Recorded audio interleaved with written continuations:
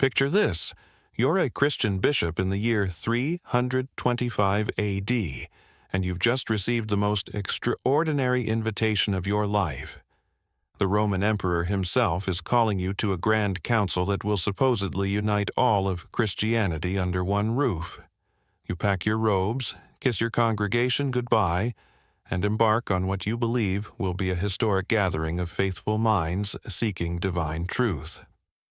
But what if I told you that this council would become the launching pad for one of the most systematic campaigns of religious persecution in Christian history? What if the very meeting designed to bring peace to the church would instead unleash decades of torture, exile, and murder against those who dared to disagree with the imperial agenda? Welcome to the dark truth behind the Council of Nicaea, where political power dressed itself in religious robes and wielded the cross like a sword. I'm about to take you inside one of history's most misunderstood events, and by the end of this series you'll understand how a gathering meant to unite Christianity became the blueprint for religious oppression that would echo through the centuries. We're going to uncover the real story of what happened when the Roman Empire decided to weaponize faith, and how countless Christian leaders paid the ultimate price for refusing to bow to imperial theology. But first, let me set the stage for you, because understanding what happened at Nicaea requires understanding just how dramatically the world had changed for Christians in the decades leading up to this fateful council. For nearly 3 centuries, being a Christian in the Roman Empire was a death sentence waiting to happen. Christians were fed to lions, crucified, burned alive, and tortured in ways that would make your stomach turn. They were blamed for every natural disaster, every military defeat, every economic downturn.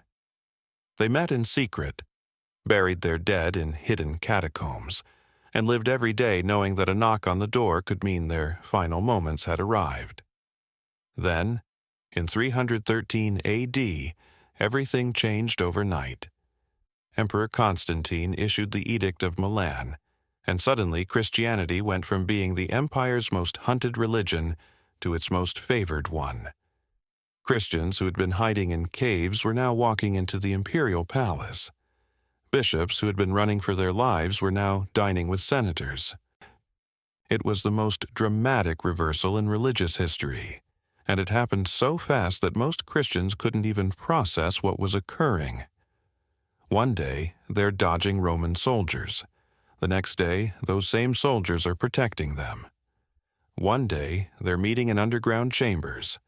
The next day, Constantine is building them the most magnificent churches the world had ever seen. But here's what most people don't understand about this transformation. Constantine didn't convert to Christianity because he had some mystical revelation on the road to Damascus. Constantine converted to Christianity because he recognized its political power. He saw that Christians, despite centuries of persecution, had built the most unified, organized, and loyal network of believers in the entire empire. They had survived everything Rome could throw at them, and they had only grown stronger. So Constantine made a calculated decision. If you can't beat them, join them. And if you join them, control them. By 325 AD, just 12 years after legalizing Christianity, Constantine faced a problem.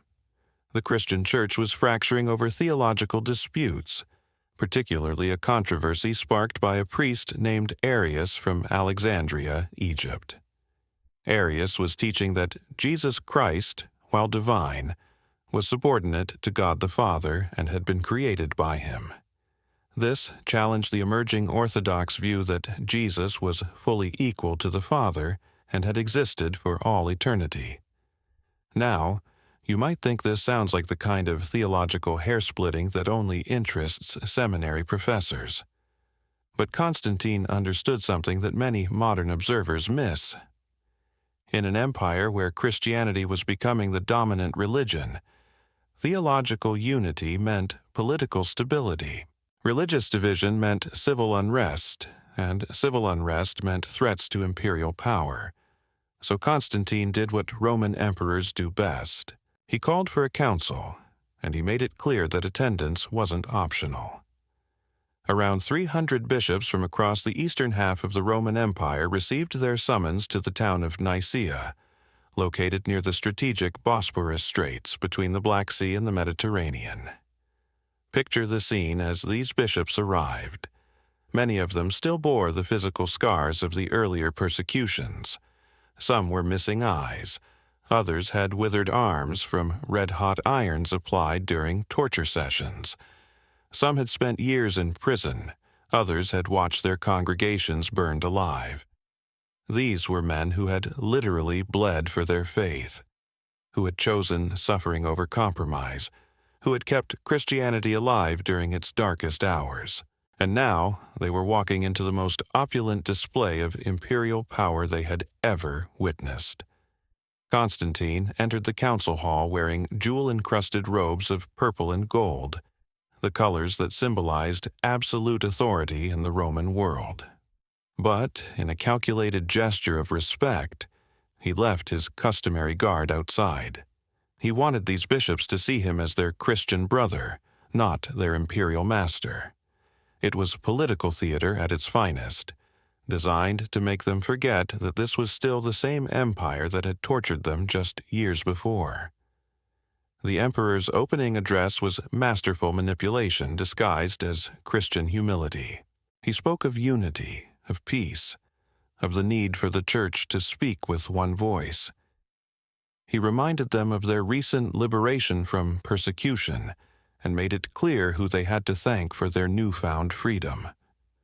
The message was subtle but unmistakable. I saved you from your enemies, now I need you to save the empire from division. What happened next would reshape Christianity forever, but not in the way most people think. The vast majority of bishops were indeed opposed to Arius's teachings. When an Arian creed was presented to the council, the bishops didn't just reject it. They literally tore the document to pieces in front of everyone.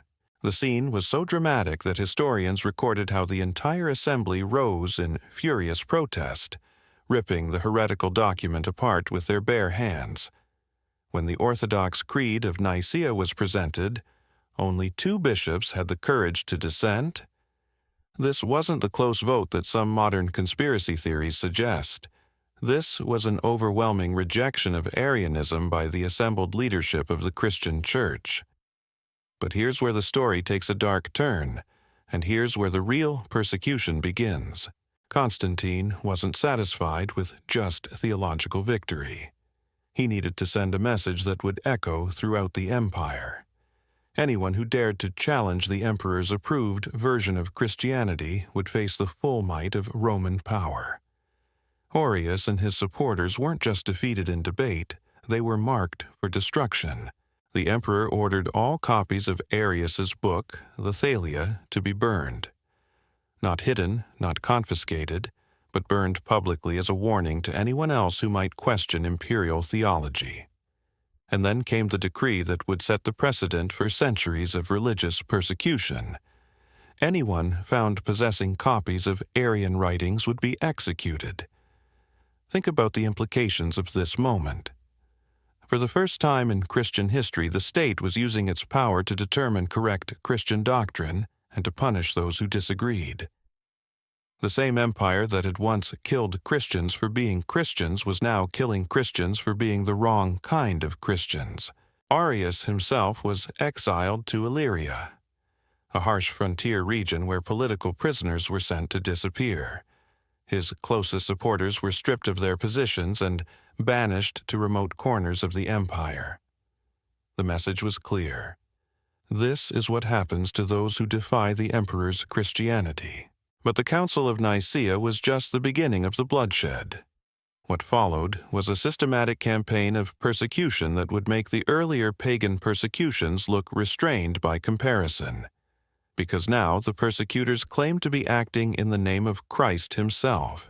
Within months of the council's conclusion, the imperial court was maneuvering to eliminate the Orthodox bishops who had stood against Arianism. Through a series of political intrigues that would make modern Washington scandals look amateur, Arian sympathizers convinced Constantine that the very bishops who had supported him at Nicaea were now threats to imperial unity. The irony was breathtaking. The men who had helped Constantine establish his approved version of Christianity were now being hunted down by the same imperial machinery they had legitimized. And at the center of this storm stood one man whose story would define the next 50 years of Christian history.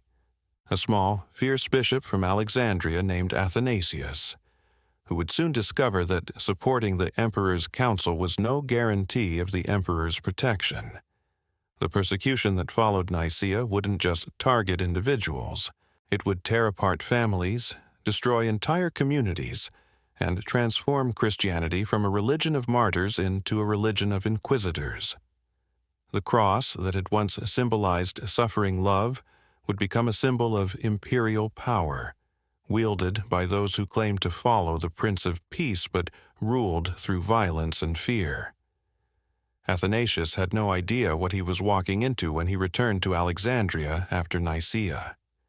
Here was a man who had stood shoulder to shoulder with Constantine, who had helped craft the very creed that was supposed to unite Christianity forever. He probably thought his troubles were over, that the days of looking over his shoulder were finally behind him. He couldn't have been more wrong. Within 3 years of Nicaea, Athanasius found himself caught in a web of political intrigue so complex that it would have impressed Machiavelli himself. The Arian faction, though defeated at the council, hadn't simply disappeared. They had regrouped, reorganized, and most importantly, they had learned how to play the imperial game better than their orthodox opponents. Here's how they did it. Instead of attacking Athanasius on theological grounds, which had failed spectacularly at Nicaea, they went after him on political charges. They accused him of violence against his own clergy, of disrupting grain shipments to Constantinople, of threatening imperial officials. These weren't theological disputes anymore. These were criminal accusations that could result in exile or death. The genius of this strategy was that it forced Constantine to choose between his theological preferences and his political stability, and Constantine, being a Roman emperor first and a Christian second, chose stability every time. In 335, just 10 years after Nicaea, Athanasius was dragged before the Synod of Tyre, a kangaroo court designed to legitimize his destruction. The proceedings were a mockery of justice so blatant that even some of the Arian bishops were uncomfortable. Witnesses were bought, evidence was fabricated, and when Athanasius tried to defend himself, he was shouted down by a mob of his accusers. But here's the most chilling part of this story. The man who presided over this judicial farce was the same Constantine who had welcomed Athanasius as a brother at Nicaea. The emperor who had spoken so eloquently about Christian unity was now orchestrating the persecution of the very bishops who had helped him establish that unity. Athanasius was sentenced to exile in Trier, a cold, distant city in what is now Germany. As he was led away in chains, he must have wondered how everything had gone so wrong so quickly. How had the triumph of Nicaea turned into his own personal nightmare? The answer was simple. Nicaea had established a precedent that was far more dangerous than anyone realized at the time. It had given the state the power to determine correct Christian doctrine and to punish those who disagreed.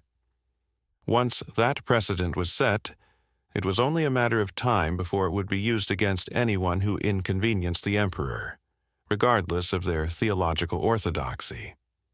And Athanasius was just the beginning. When Constantine died in 337, the empire was divided among his 3 sons, Constantine II, Constans, and Constantius. Each of them had different theological preferences, and each of them used the machinery of persecution established at Nicaea to enforce their own version of Christianity. Constantius, who controlled the eastern half of the empire, was a committed Arian. He had watched his father's struggles with Christian division, and he had learned all the wrong lessons from them. Instead of seeking genuine unity, Constantius decided to impose uniformity through brute force. What followed was a reign of terror that would last for over 2 decades. Constantius didn't just exile Orthodox bishops, he tortured them. He didn't just replace them with Arian appointees. He sent imperial troops to physically drag Orthodox clergy from their altars and install his chosen successors by force. The scenes that played out across the Eastern Empire were horrifying. In Alexandria, 5,000 soldiers surrounded a church where the faithful were conducting a vigil service. They broke down the doors, charged through the congregation, and began beating worshippers with clubs and swords. Men, women, and children were trampled underfoot as the troops searched for Athanasius, who had managed to return from his first exile. But this wasn't just random violence.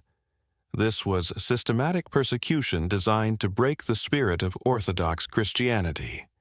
Soldiers would burst into churches during the holiest moments of Christian worship, defiling the Eucharist, destroying sacred books, and arresting anyone who protested. The psychological impact was devastating. These Christians had survived pagan persecution by believing that suffering for Christ was noble, that martyrdom was glorious.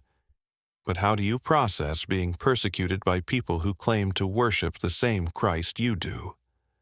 How do you understand torture inflicted in the name of Christian unity?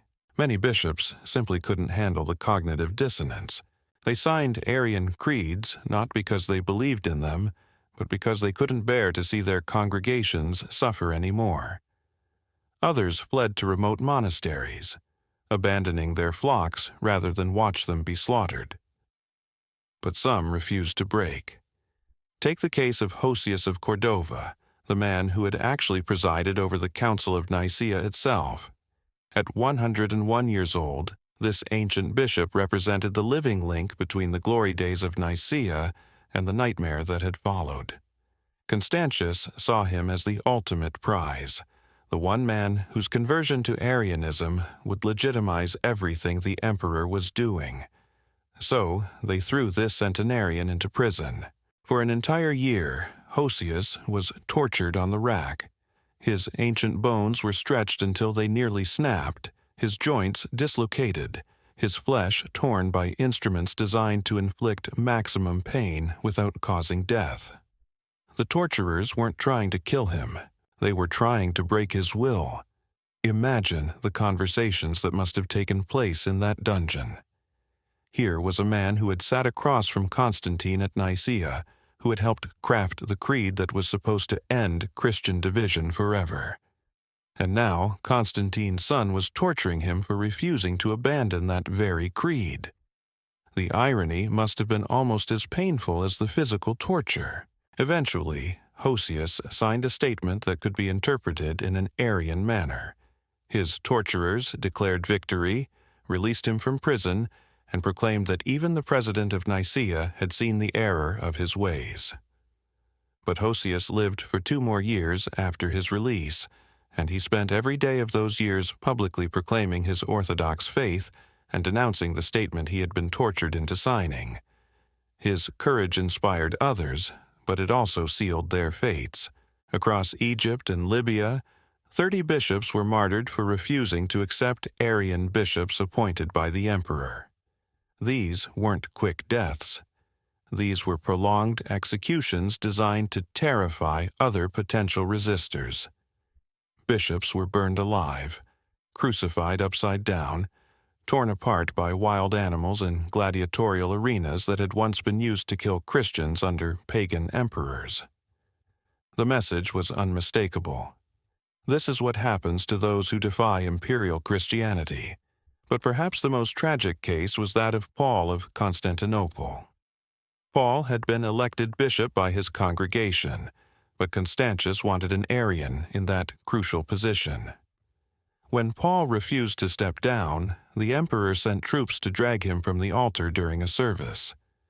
The soldiers didn't just arrest Paul, they beat him unconscious in front of his horrified congregation. then dragged his bleeding body through the streets of Constantinople as a warning to anyone else who might resist imperial will. Paul was exiled to a remote fortress in Armenia, where he was strangled to death by his guards. His crime? Being elected bishop by Christians who preferred orthodox theology to imperial politics. These weren't isolated incidents. This was a systematic campaign of terror designed to reshape Christianity according to imperial preferences. And it worked. By 359, the situation had become so dire that Jerome wrote his famous lament, "The whole world groaned and marveled to find itself Arian." Bishops across the empire had been bullied, tortured, and terrorized into accepting theological positions they despised. The faith that had once been willing to die rather than compromise was now compromising to avoid death. But the most heartbreaking aspect of this persecution was that it was working exactly as designed. Constantius wasn't just eliminating his theological opponents. He was fundamentally changing the nature of Christianity itself.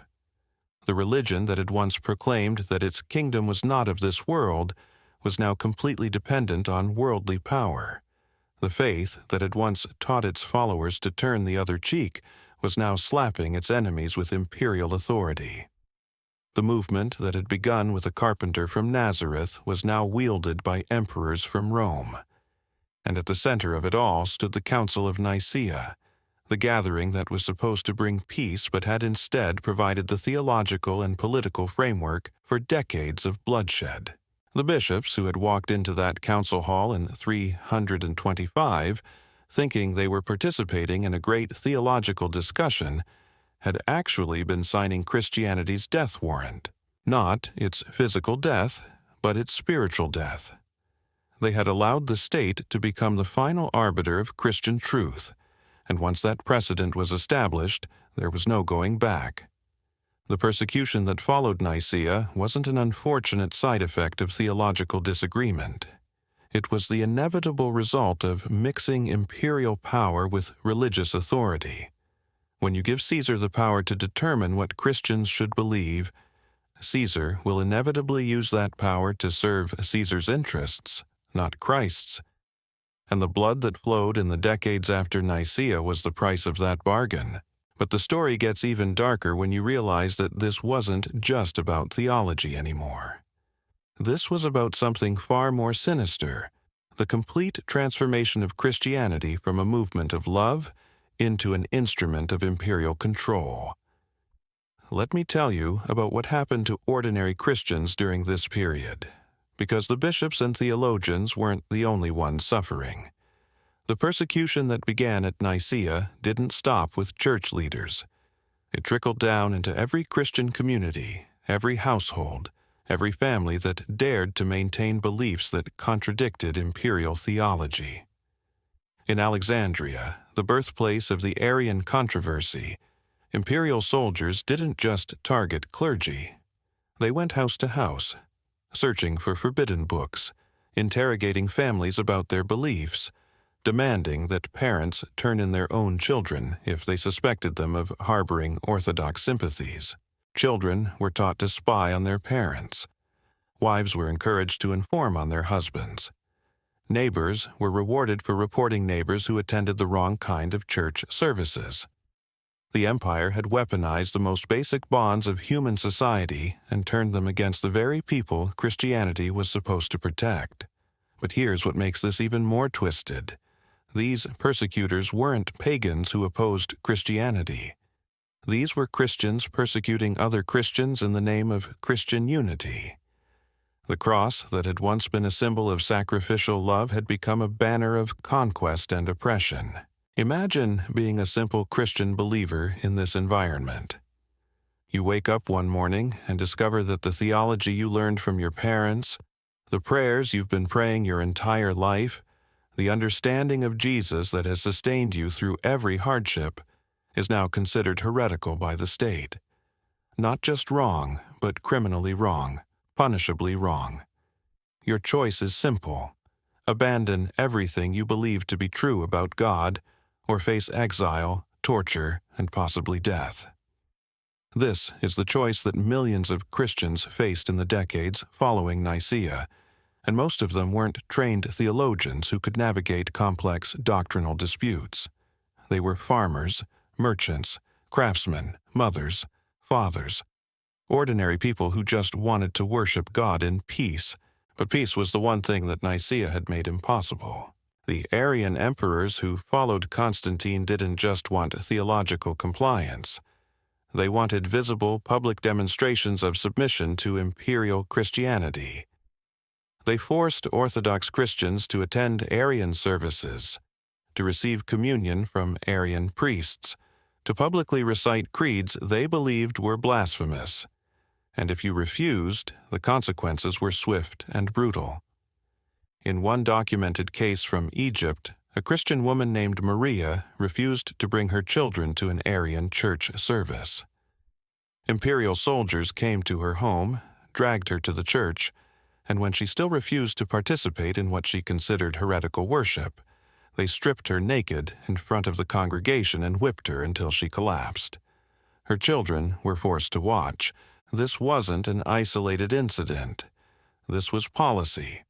The empire had decided that public humiliation was an effective tool for breaking religious resistance, and they used it systematically against anyone who opposed imperial theology. But perhaps the most insidious aspect of this persecution was how it corrupted the very nature of Christian worship itself.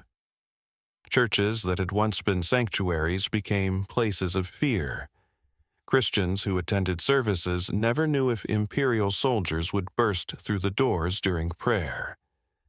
Communion became a test of political loyalty rather than an act of spiritual devotion. The psychological impact was devastating. How do you pray to Jesus when soldiers claiming to serve Jesus are threatening to kill you? How do you trust fellow Christians when any one of them might be an imperial informant? How do you raise children in the faith when that faith could get them tortured or killed? Many Christians simply gave up. They attended whatever services the state approved, recited whatever creeds the emperor demanded, and tried to keep their real beliefs hidden in their hearts. Others fled to remote monasteries or desert caves, abandoning normal life rather than compromise their convictions. But some fought back. The resistance that emerged in response to post-Nicaea persecution was unlike anything Christianity had seen before. These weren't just theological debates or peaceful protests. This was active, sometimes violent resistance to imperial religious tyranny. In cities across the Eastern Empire, Orthodox Christians began organizing underground networks to protect persecuted bishops, hide forbidden books, and maintain alternative worship services. They developed elaborate systems of coded communication, safe houses, and escape routes that would have impressed any modern resistance movement. When imperial soldiers came to arrest Orthodox clergy, entire congregations would surround the altar, forming human shields to protect their pastors. When Arian bishops were installed by force, Orthodox Christians would refuse to attend their services, leaving the new appointees preaching to empty churches. The most dramatic resistance occurred in Constantinople itself, where the struggle between Orthodox and Arian Christianity played out like a theological civil war. Picture this scene. It's the year 342, and Constantius has just installed an Arian bishop named Macedonius in the great cathedral of Constantinople. The Orthodox Christians of the city are outraged, not just because they disagree with Macedonius's theology, but because he was imposed on them by imperial force rather than elected by the congregation. So they decided to make their displeasure known. On Macedonius's first Sunday as bishop, thousands of Orthodox Christians surrounded the cathedral. They didn't storm the building or attack anyone. They simply stood there, singing Orthodox hymns at the top of their lungs, drowning out the Arian service being conducted inside. The sound must have been incredible. Thousands of voices raised in defiant worship, proclaiming their faith despite the threat of imperial punishment. The hymns they chose weren't random. They were specifically selected to emphasize the full divinity of Christ, the exact doctrine that Arianism denied. Constantius was furious. He sent troops to disperse the crowd, but the Christians didn't flee. They linked arms and continued singing as the soldiers approached. When the troops tried to break up the human chain, the Christians simply reformed in other configurations, never stopping their hymns, never backing down. The standoff lasted for hours. Finally, Constantius ordered his soldiers to use force. What followed was a massacre that shocked even the emperor's supporters.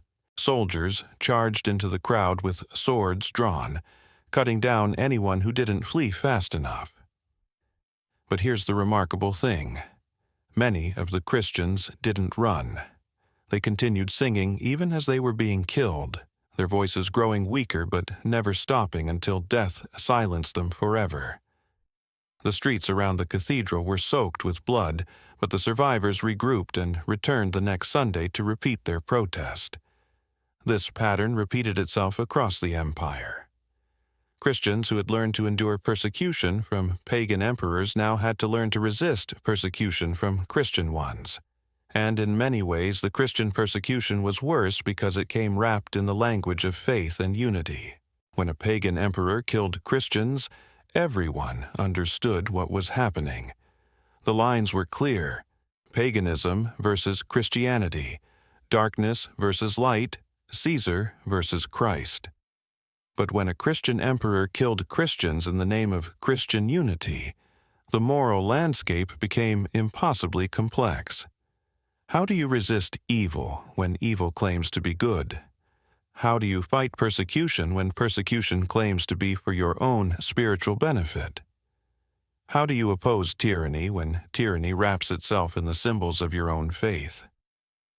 These were the impossible questions that post-Nicaea Christians had to answer, and their responses would shape Christianity for centuries to come.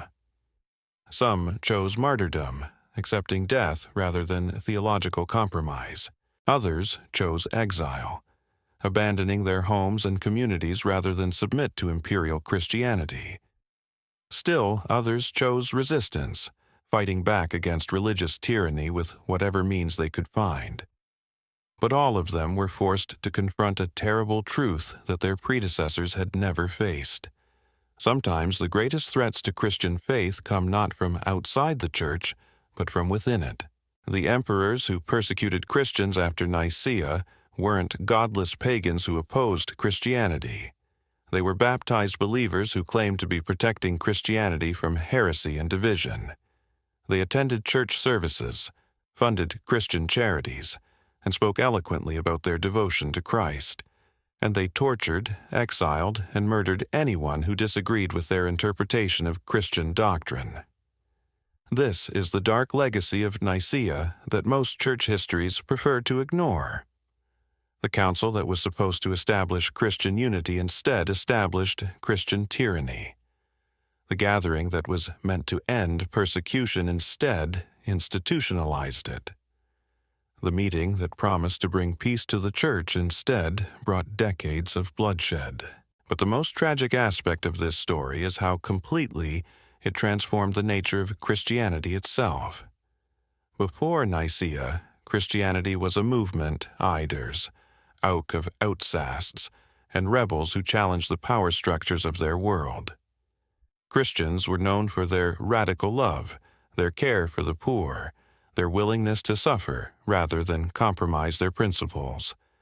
After Nicaea, Christianity became the power structure. Christians were no longer challenging the empire, they were running it. They were no longer suffering for their faith, they were inful in its name. The religion that had begun with Jesus saying, "Blessed are the peacemakers," had become a faith that made war on its own members. The movement that had started with "love your enemies" had become an institution that destroyed its enemies. The tradition that had proclaimed, "My kingdom is not of this world," had become completely entangled with worldly kingdoms.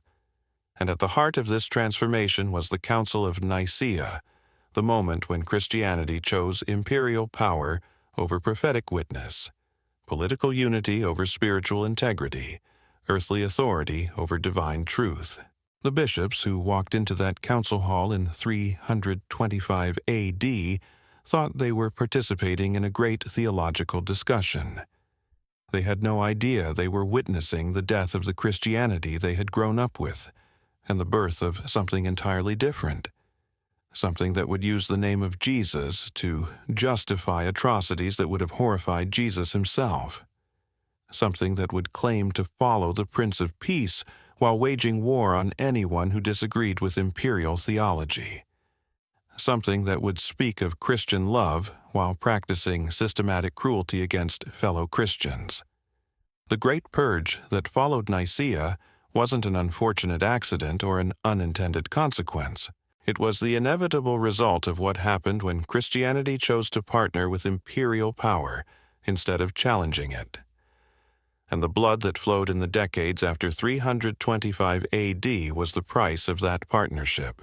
But this story isn't over yet, because what happened next would make the persecution under Constantius look like a gentle disagreement.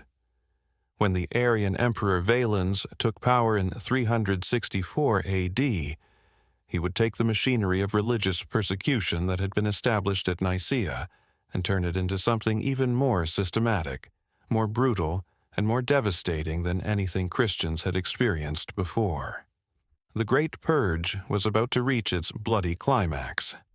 The year was 364 AD, and the Roman Empire was about to witness religious persecution on a scale that would dwarf everything that had come before. When Valens ascended to the imperial throne, he brought with him not just Arian theology, but a methodical approach to eliminating Orthodox Christianity that was breathtakingly systematic. Unlike his predecessor Constantius, who had relied primarily on political maneuvering and selective persecution, Valens understood that half measures would never achieve his goals. If he wanted to transform the empire into a truly Arian Christian state, he would need to completely eradicate Orthodox resistance. Not just silence it, not just suppress it, but eliminate it entirely. What followed was nothing less than a religious holocaust. Valens began by identifying every Orthodox bishop, priest, and deacon in the Eastern Empire. His agents compiled detailed lists that included not just names and locations, but information about family members, supporters, and financial resources. This wasn't random persecution. This was industrial-scale religious cleansing planned with military precision. The emperor's strategy was diabolically clever. Instead of simply arresting Orthodox martyrs and inspire would create clergy, which resistance, Valens decided to destroy them slowly and publicly. He wanted their suffering to be so prolonged and so visible that no one would ever dare to follow their example. Let me tell you what happened to Basil of Caesarea, one of the most respected Orthodox theologians of his generation. When Valens's agents came for him, they didn't just drag him away in chains.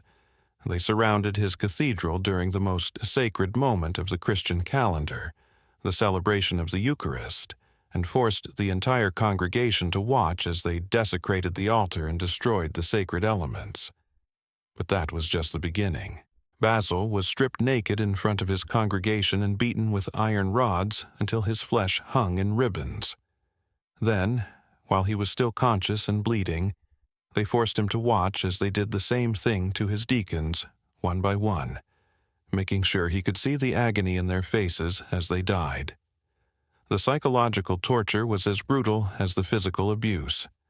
These weren't just random acts of violence.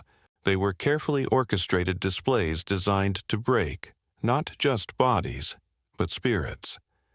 Valens wanted Orthodox Christians to understand that their God couldn't protect them. Their prayers were useless, and their resistance was futile. But Basil refused to break.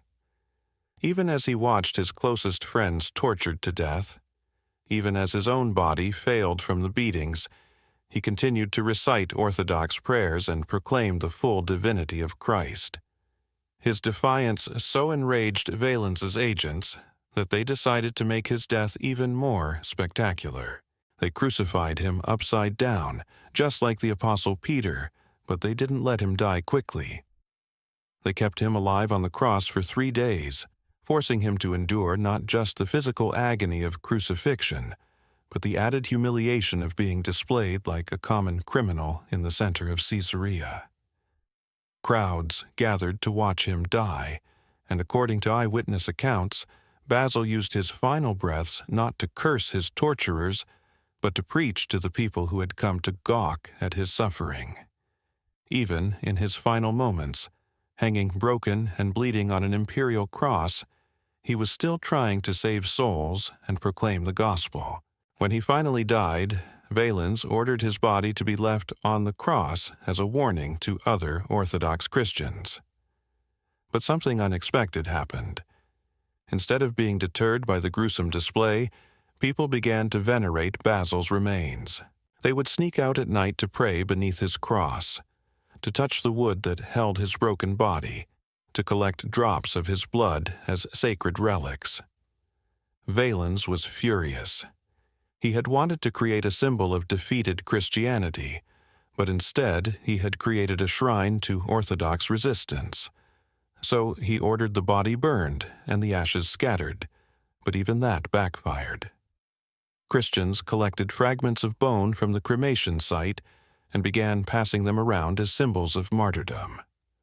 The emperor's persecution was creating exactly the opposite effect from what he intended.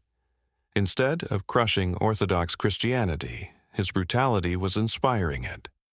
Instead of proving that resistance was futile, his atrocities were demonstrating that some things were worth dying for. But Valens was nothing if not persistent. If individual martyrdoms weren't working, he would try mass executions. In Alexandria, the birthplace of Arianism and the center of Orthodox resistance, Valens decided to make a statement that would be remembered for generations. He ordered his troops to surround the largest Orthodox church in the city during Easter Sunday, when it would be packed with worshipers celebrating the resurrection of Christ. The symbolism was deliberate. Easter was the most important day in the Christian calendar, the celebration of Jesus' victory over death. Valens wanted to demonstrate that imperial power was stronger than resurrection power, that Roman swords could defeat Christian prayers. At the moment when the congregation was receiving communion, when they were most vulnerable and most focused on their spiritual devotions, the soldiers struck. They burst through the doors with weapons drawn and began systematically slaughtering everyone inside. But this wasn't a quick massacre. The soldiers had been ordered to make it last, to ensure maximum terror and suffering. They started with the children, forcing parents to watch their sons and daughters die before killing the adults. They saved the clergy for last, making sure the priests and deacons could see their entire congregations destroyed before they themselves were executed. The blood was so deep that it flowed out of the church and into the streets, creating rivers of red that horrified even hardened Roman citizens. Witnesses described the sound as the most horrible thing they had ever heard, hundreds of people screaming in terror and agony, their voices echoing off the stone walls until the entire city seemed to be crying out in anguish. When the killing was finally over 800 Christians lay dead inside that church. Men, women, children, elderly grandparents, teenagers, entire families wiped out in a single afternoon of imperial rage. But Valens wasn't finished. He ordered the bodies to be left where they fell, forbidding anyone to bury them or even remove them from the church. He wanted the corpses to rot in place as a permanent reminder of what happened to those who defied Arian Christianity. For weeks, the stench of death hung over Alexandria like a cloud. But instead of intimidating the surviving Christians, the massacre had the opposite effect. Orthodox believers from across Egypt began making pilgrimages to the church. coming to pray among the corpses of their martyred brothers and sisters. They would kneel in pools of dried blood and recite the same prayers that had been interrupted by imperial swords. They would sing the same hymns that had been silenced by Roman violence. They would celebrate the same communion that had been desecrated by Valens's troops. The church became a shrine to resistance, and Valens found himself facing a situation he had never anticipated. The more brutally he persecuted Orthodox Christians, the more committed they became to their beliefs. The more spectacularly he tried to demonstrate imperial power, the more powerless he appeared. But the emperor wasn't ready to give up. If public massacres weren't working, he would try private torture. Valens established a network of secret prisons across the Eastern Empire, hidden facilities where Orthodox Christians could be interrogated and tortured away from public view. These weren't just detention centers. They were laboratories of human suffering, places where imperial agents could experiment with new methods of breaking religious resistance. Let me tell you about one of these facilities, located in the basement of an abandoned temple in Antioch. Archaeological evidence suggests it could hold up to 200 prisoners at a time, packed into cells so small that they couldn't lie down or stand up straight. The prisoners were kept in complete darkness, fed just enough to keep them alive, and subjected to daily torture sessions designed to destroy their sanity as well as their bodies. The interrogation techniques were sophisticated and systematic. Imperial agents had studied the psychology of religious belief and developed specific methods for attacking faith at its foundation. They would force Christian prisoners to watch fabricated scenes of Jesus committing sins, complete with actors and elaborate props. They would play recordings of loved ones supposedly renouncing Christianity and begging the prisoner to do the same. But perhaps the most insidious technique was theological corruption. Instead of simply demanding that prisoners renounce their beliefs, the interrogators would present subtle distortions of Christian doctrine, arguing that Orthodox Christianity was actually the heresy and that Arianism was the true faith. They would quote scripture out of context, present carefully edited versions of church history, and use sophisticated philosophical arguments to make Arianism seem not just acceptable, but inevitable. The goal wasn't just to break prisoners physically, but to convince them intellectually that everything they had believed was wrong. Some prisoners broke under this combination of physical torture and intellectual manipulation. They would emerge from the secret prisons as broken shells of their former selves, publicly proclaiming Arian beliefs while privately struggling with what they had experienced in the darkness below the city. But others found ways to resist even this systematic assault on their faith and sanity. Take the case of Gregory of Nazianzus, a young Orthodox priest who was arrested during a raid on an underground church service.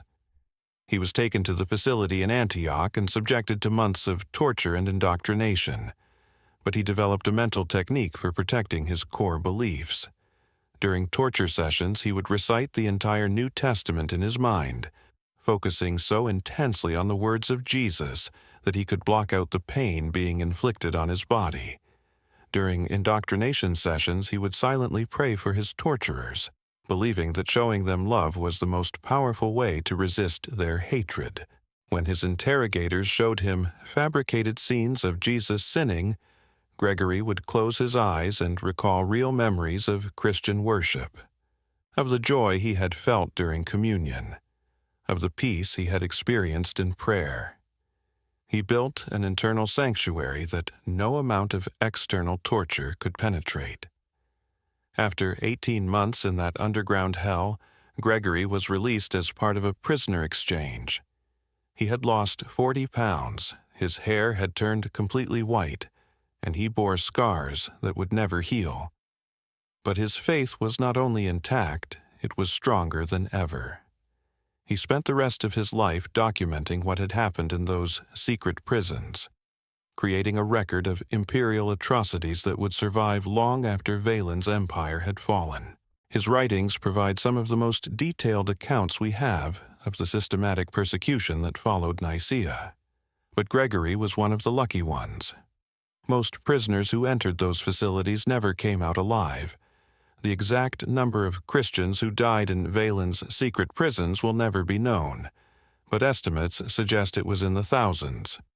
These weren't battlefield casualties or victims of random violence. These were systematic executions carried out by a Christian emperor against fellow Christians who refused to accept his version of Christianity. And all of it traced back to the precedent established at Nicaea, the moment when Christianity decided that imperial power could be used to enforce religious orthodoxy. By 370 A.D., the persecution under Valens had reached levels that shocked even hardened Roman observers. The empire that had once prided itself on religious tolerance was now conducting a reign of terror against its own citizens based purely on theological disagreements. But Valens had miscalculated the resilience of Orthodox Christianity. Instead of destroying it, his persecution had purified it. The Christians who survived his prisons and torture chambers weren't the weak or compromising believers. They were the most committed, most passionate, most unshakable followers of Christ the world had ever seen. And they were organizing. Across the Eastern Empire, Orthodox Christians began forming underground networks that operated like resistance movements in occupied territory. They developed elaborate systems for hiding clergy, protecting sacred books, and maintaining alternative worship services. They created coded languages for discussing theology, safe houses for sheltering refugees, and communication networks that could operate under the noses of imperial agents. But most importantly, they began documenting everything that was happening to them. They kept detailed records of every arrest, every torture session, every execution.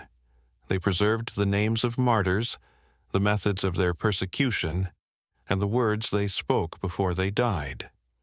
They understood that Valens' reign wouldn't last forever, and they wanted future generations to know the true cost of mixing imperial power with religious authority. They wanted history to remember not just what had been done, but why it had been done, and how it connected to the fateful decisions made at Nicaea 50 years earlier. These underground Christian historians were creating a counter-narrative to the official imperial version of events.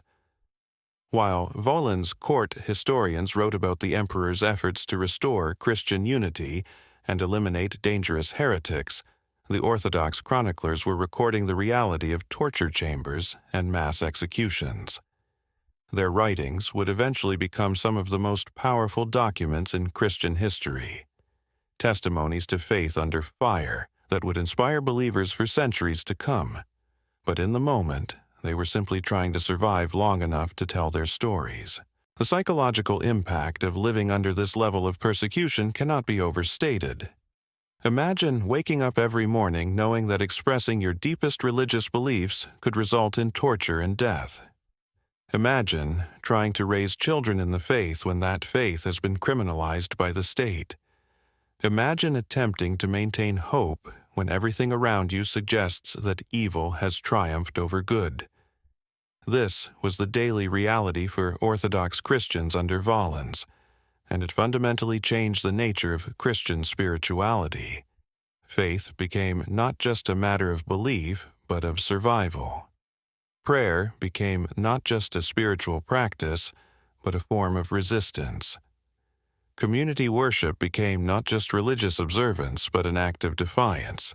Christianity was being forged in the fires of persecution once again, but this time the persecutors wore crosses and claimed to be defending the faith they were destroying.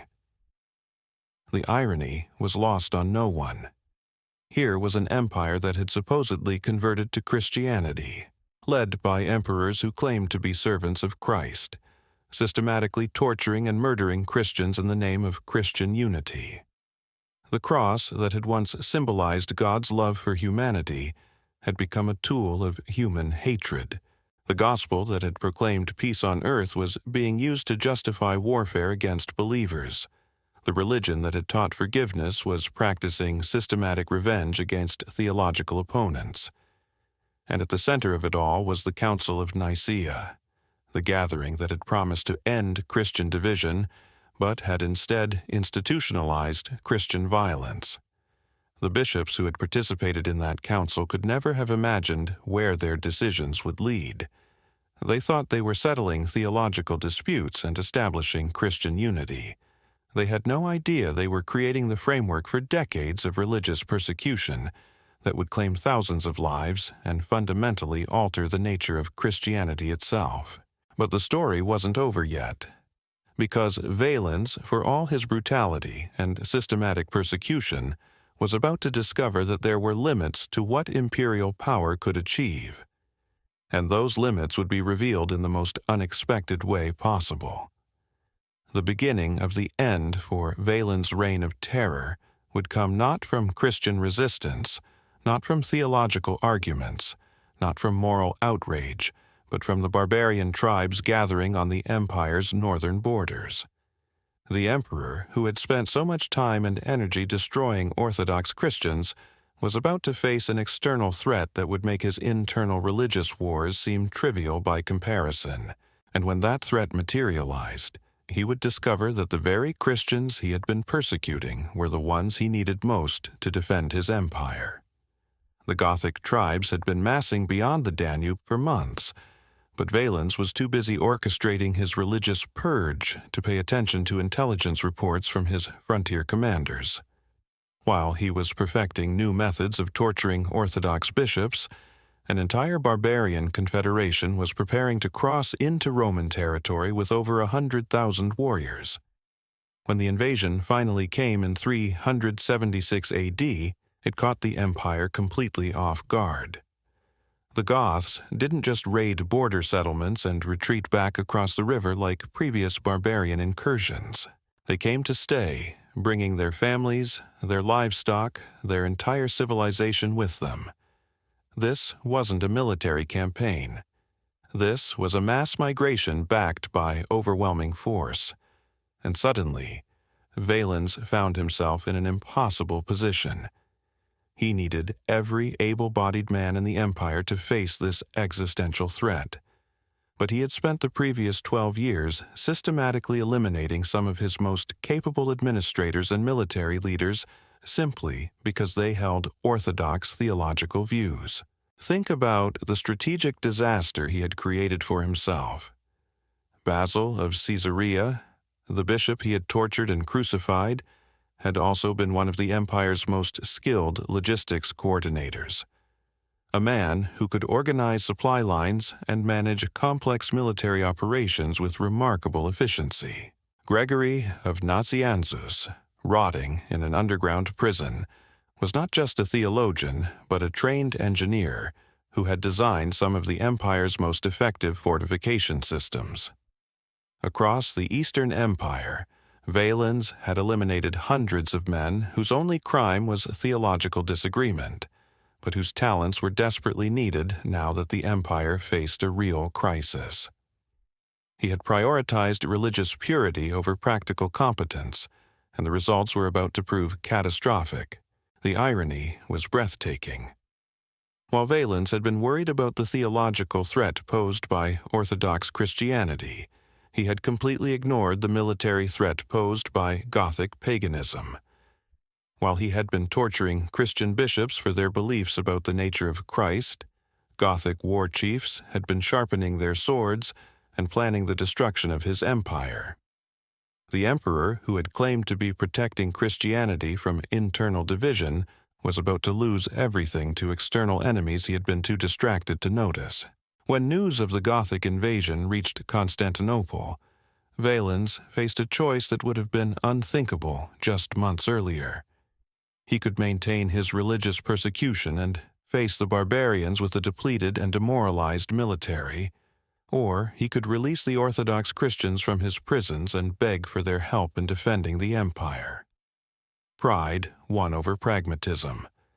Valens refused to acknowledge that his persecution had been a mistake, refused to admit that he needed the very people he had been torturing, refused to consider that maybe, just maybe, theological differences were less important than imperial survival.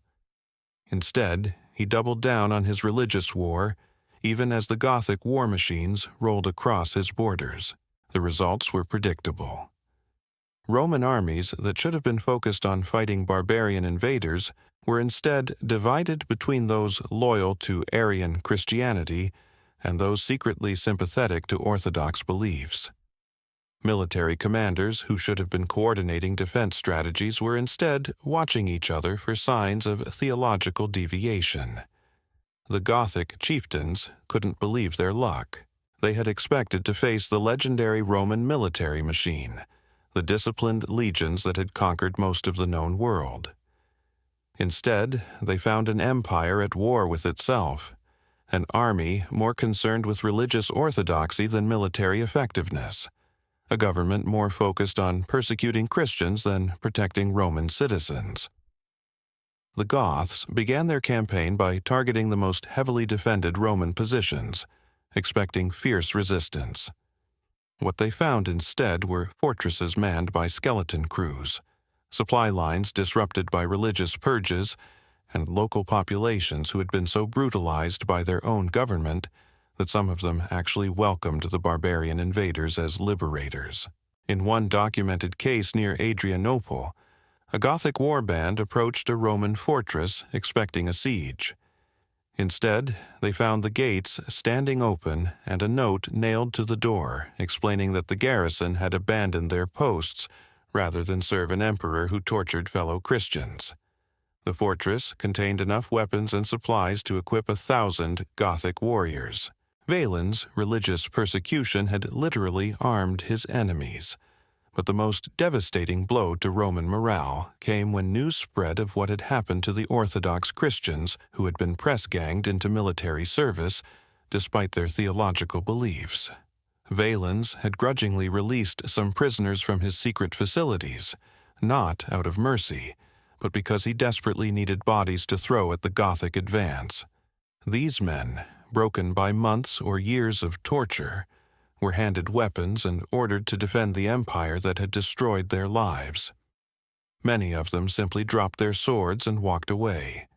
Others actively collaborated with the Gothic invaders, providing intelligence about Roman defensive positions and strategic weaknesses.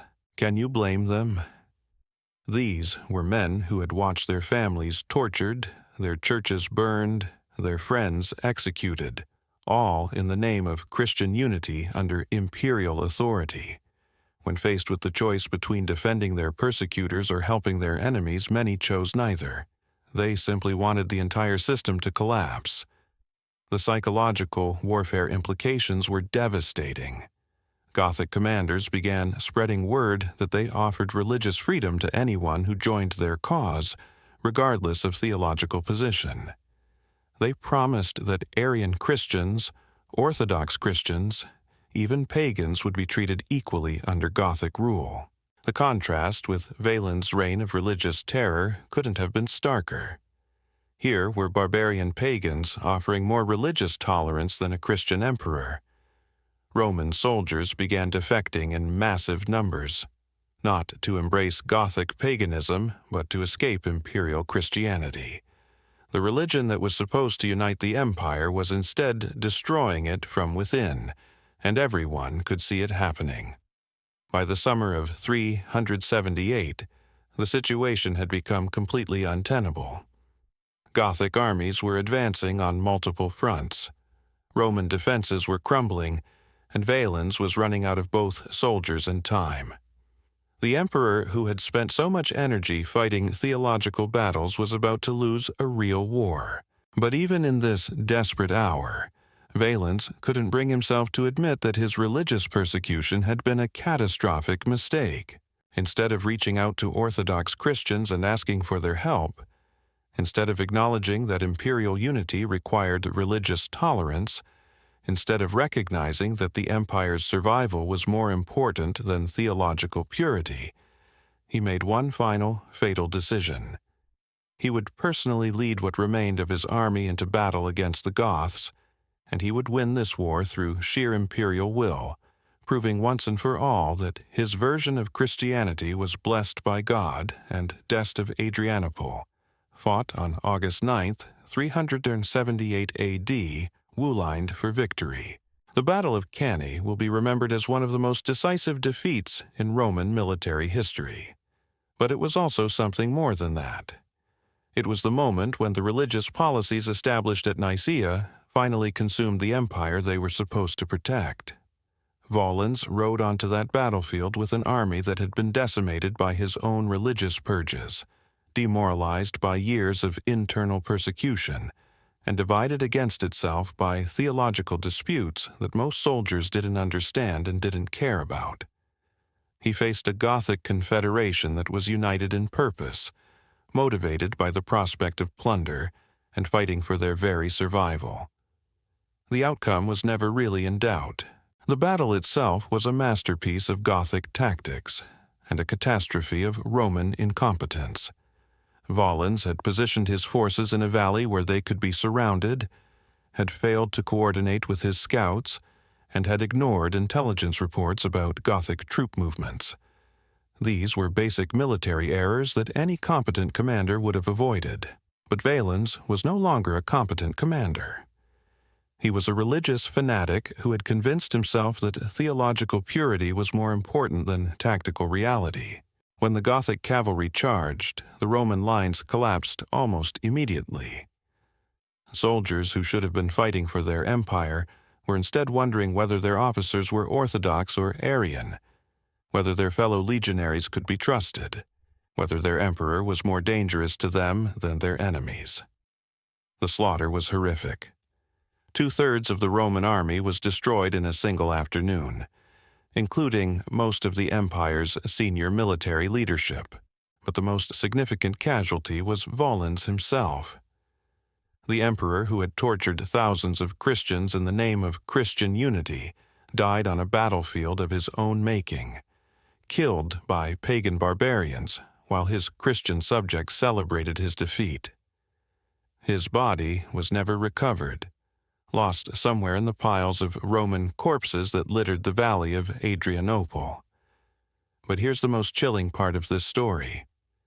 When news of Valens' death reached the cities of the Eastern Empire, the reaction wasn't grief or mourning, it was celebration. Christians, who had lived in terror for over a decade, openly rejoiced in the streets. Orthodox believers emerged from hiding to hold Thanksgiving services. Even many Arian Christians, horrified by the excesses of Valens' persecution, expressed relief that the nightmare was finally over. The emperor, who had claimed to be protecting Christianity, had become so hated by Christians that they preferred barbarian conquest to imperial rule. The man who had tortured believers in the name of religious unity had created such division that his own death was seen as a divine blessing. The Gothic victory at Adrianople didn't just destroy a Roman army. It shattered the entire ideological framework that had justified religious persecution since Nicaea. How could imperial Christianity claim divine blessing when its most zealous defender had been killed by pagans? How could Arian theology claim truth when its greatest champion had led the empire to catastrophic defeat? The answers to these questions would reshape Christianity once again, but this time in a direction that the bishops at Nicaea could never have imagined. Theodosius I, the man who would eventually become emperor and restore some semblance of order to the empire, drew very different lessons from the disaster at Adrianople than his predecessors had drawn from the Council at Nicaea. Instead of seeing religious diversity as a threat to imperial unity, he began to understand that religious persecution was a threat to imperial survival. When Theodosius took power in 379 AD, one of his first acts was to release all remaining Orthodox Christians from Valens' prisons and secret facilities. But this wasn't just a gesture of mercy. It was a practical recognition that the empire needed every talented person it could find, regardless of their theological opinions. The survivors who emerged from those underground torture chambers were changed men. They had seen the absolute worst that institutional Christianity could become, and they were determined to ensure it never happened again. Many of them would go on to become some of the most influential theologians, administrators, and military leaders of the late empire. But they carried with them a profound skepticism about mixing religious authority with political power. They had learned, through bitter personal experience, that when Christianity becomes a tool of the state, it stops being Christianity and becomes something far more dangerous. These men would spend the rest of their lives working to separate church authority from imperial authority, to establish boundaries between theological truth and political expediency, to create safeguards against the kind of religious persecution they had survived. In a very real sense, the disaster of Valens' reign and the catastrophe at Adrianople marked the beginning of the end for the imperial Christianity that had been established at Nicaea, not because Christianity itself was rejected, but because the idea of using state power to enforce religious orthodoxy had been so thoroughly discredited by its consequences. The Gothic invasions that followed Adrianople would continue for decades, gradually wearing down Roman military strength and territorial control. But the empire's internal divisions, created and sustained by religious persecution, were just as devastating as any external enemy. Cities that had been terrorized by imperial agents welcomed barbarian conquerors. Populations that had been brutalized by Christian emperors converted to Arian Christianity, Germanic paganism, or simply abandoned organized religion altogether. The very people the empire needed most to defend against invasion had been driven away by the empire's own religious policies. The final irony of this story is that the Gothic tribes who ultimately conquered much of the Roman Empire were themselves Arian Christians. The theological position that had been used to justify so much persecution and bloodshed became the official religion of the barbarian kingdoms that replaced Roman rule in Western Europe. Valens had tortured and killed thousands of Orthodox Christians to prevent Arianism from spreading, only to see Arian Goths inherit his empire. The religious war he had fought so brutally had been completely pointless, accomplishing nothing except the destruction of Roman civilization and the triumph of the very enemies he had claimed to be fighting. But perhaps the most tragic aspect of this entire saga is how completely it had corrupted the original message of Christianity. The religion that had begun with Jesus telling his followers to love their enemies had become a faith that systematically destroyed its enemies. The movement that had started with the Sermon on the Mount had ended with torture chambers and mass executions. The cross that had once symbolized God's sacrificial love for humanity had become a symbol of human power over other humans. The gospel that had proclaimed liberation for the oppressed had become a tool for oppressing anyone who disagreed with imperial theology. So, there you have it. The real story behind the Council of Nicaea, the gathering that promised Christian unity, but delivered Christian bloodshed on an unprecedented scale. We've traced the path from Constantine's political calculations through decades of systematic persecution to the final collapse of imperial Christianity on the battlefield of Adrianople. This wasn't just ancient history. This was the moment when Christianity lost its soul and discovered that mixing divine truth with earthly power creates monsters that devour both.